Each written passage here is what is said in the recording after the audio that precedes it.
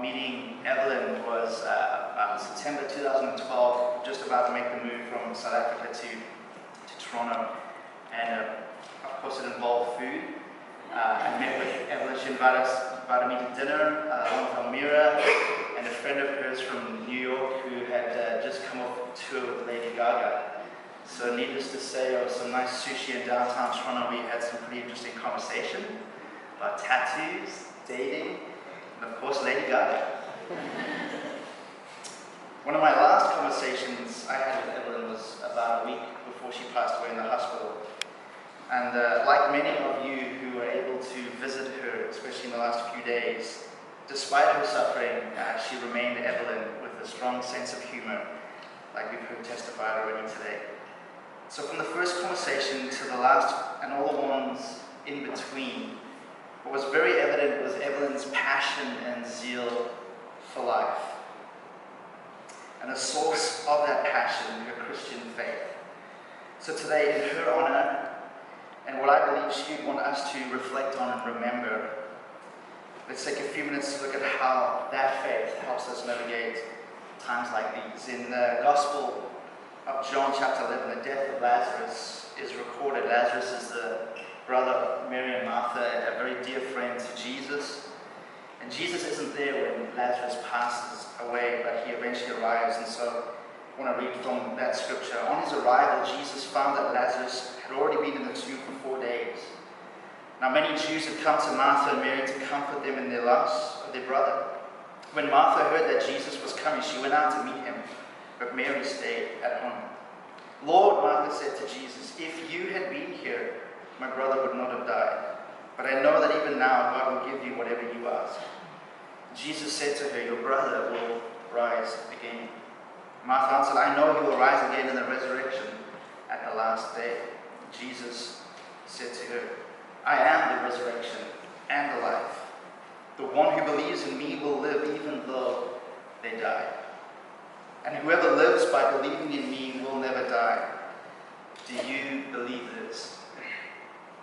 Yes, Lord, she replied, I believe that you are the Messiah, the Son of God, who is to come into the world. When Mary reached the place where Jesus was and saw him, she fell at his feet and said, Lord, if you had been here, my brother would not have died. When Jesus saw her weeping and the Jews who had come along with her also weeping, he was deeply moved in spirit and troubled. Where have you laid him? Jesus asked. Come and see, Lord, they replied. Jesus wept. Then the Jews said, see how he loved him. Now a story that's taken place in a very different time and culture than ours today, there's still a very deep sense of connection and similarity in our humanity in the face of suffering, illness, and death. A loved one has passed away. Many have gathered to provide comfort and mourn together, and tough questions are asked. God, where were you?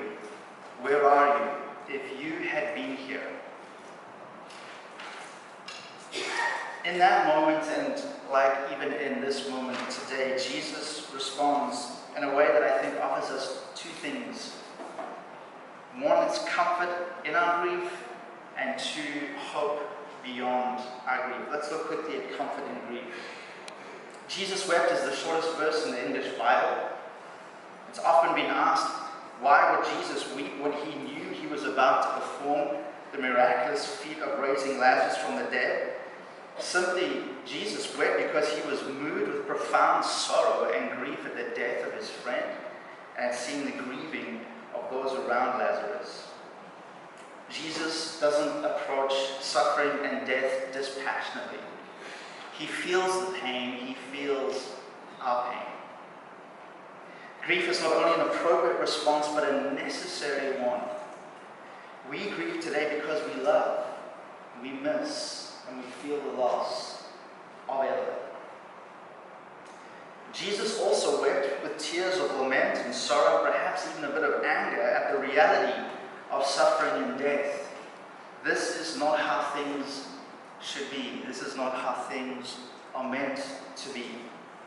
Like Mary and Martha, witnessing suffering and death, especially of a loved one, often provokes questions you and I may have. We are not the first people nor the last people to struggle and wrestle with the question of suffering. In fact, in Scripture, the two most common laments are why God and how long God. So we might be rightly asking those questions. God, where were you? We really wanted a different outcome, didn't we, when we were praying and thinking about Evelyn and her pain and her suffering? These questions are legitimate, and actually these questions are a sign of health, a sign of health for us. It is right for us to be disturbed by the suffering of others, that we express a sense of injustice at it all. And like Jesus, we lament that this is not how life should be. So how does Jesus console and comfort us in moments like these? Jesus, we're told, is God in flesh, and the story of Scripture is of a God who willingly and lovingly chose to enter our world of pain, of suffering, and even death, not as some divine tourist or spectator, but as one of us, taking on human flesh. In Jesus, we're invited to relate to and take comfort in a God who knows firsthand our pain and sorrow. When we look to the death and crucifixion of Jesus, we may still not have all the answers we want to the question of suffering, but we sure know what the answer is not. It cannot be because God doesn't love us, or is indifferent to us, or is detached from us, or our condition.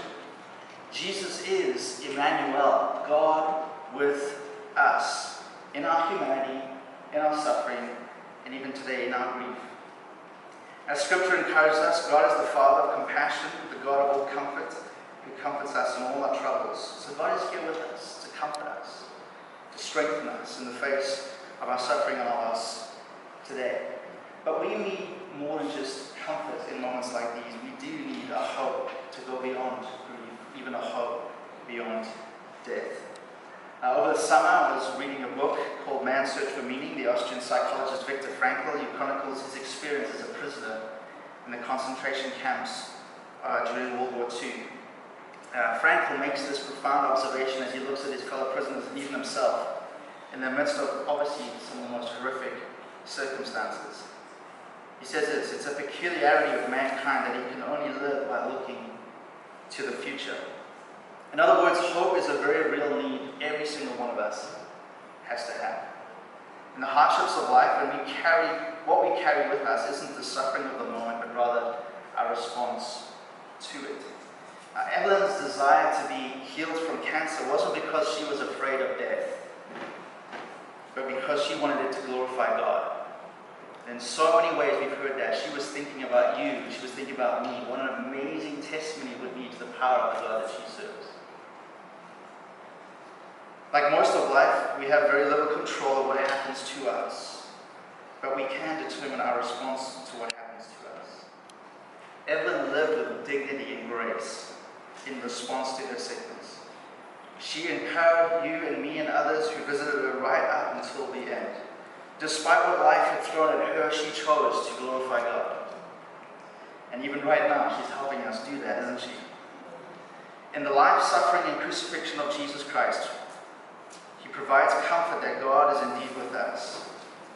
And that the resurrected Jesus provides a powerful hope that God isn't just with us, He's intensely for us. One of the ongoing conversations I had with Evelyn was her trying to convince me to try stand-up paddling. Any of her stand-up paddling buddies here today? It never worked out that I got to join her in stand-up paddling, but over the summer I was able to try it. And needless to say, Evelyn made it sound and look a lot easier than it really is. So at the risk of sounding a bit sentimental, I want to use that stand-up paddleboard as a metaphor. Evelyn was able to navigate the volatile and often uncertain seas of life because her life was anchored to Jesus. Amen. Christian hope is not blind optimism. It's not happiness. It's not positivity. The Christian hope doesn't ignore or try to resolve all the tension and questions and mysteries of life. But the Christian hope does provide us a solid foundation, like that stand-up paddleboard, upon which to stand in the face of struggle, suffering, and even death. Christian faith stands on the words of Jesus, I am the resurrection and the life. The one who believes in me will live even though they die, and whoever lives by believing in me will never die. Christian hope stands on the resurrection of Jesus, the ultimate sign that God has begun to restore all things, beginning with you and me. Every evil, horrible, and broken thing in us and in our world will not only be undone and put right, but will in some way, only God knows how, make the eventual glory and joy even greater. So what now? So today, even in her death, Evelyn is offering you and I a gift, and it's a gift of reflection. We are brought face to face with the reality of death.